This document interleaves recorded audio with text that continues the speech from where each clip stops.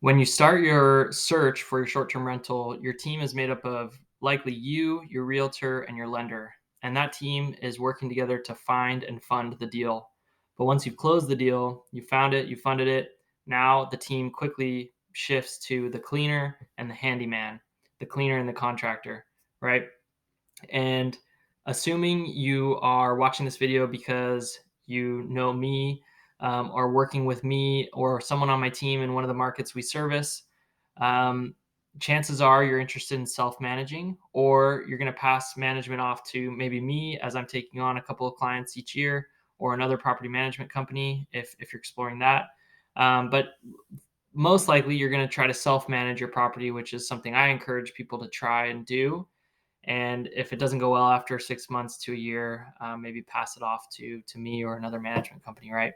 And as you're doing so, your cleaner quickly becomes kind of your on-site property manager. They're in the property every turn, checking on the condition, reporting back, and your guys are working in lockstep to create a great experience for your clients. As guest issues come up, especially in the first couple months, as you're kind of working through the kinks of a new property, getting familiar with the systems, and maybe getting surprised by some quirks about your property that need to be addressed, you're going to want to have your cleaner or your handyman that you can kind of, in a pinch, get them out to the property and fix problems to make sure that your guests are happy with the resolution, and you can kind of work through those problems quickly. Now, if you're working with me or someone like me, someone on my team, or another investor agent in another market, chances are, and hopefully you're kind of expecting this from them, that they're also investing in the market like I am.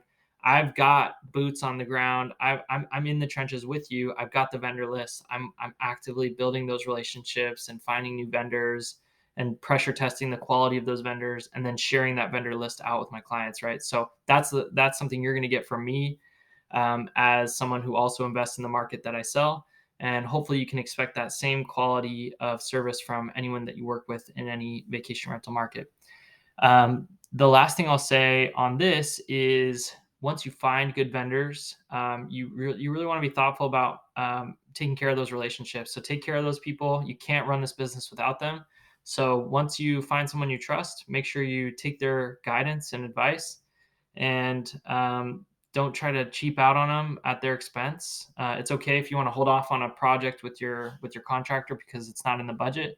It's a different thing to kind of ask them to cut their costs, or not make any money so that you can get your project done at their expense, right? So just take care of those relationships. When it comes to your cleaner, maybe throw them a Christmas bonus, a holiday bonus as a thank you, and nurture those relationships because they're worth their weight in gold once you find someone good.